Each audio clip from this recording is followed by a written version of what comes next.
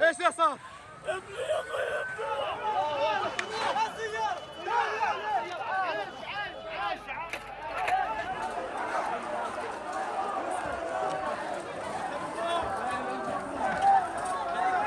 ما عاد بيعرف ايش صار.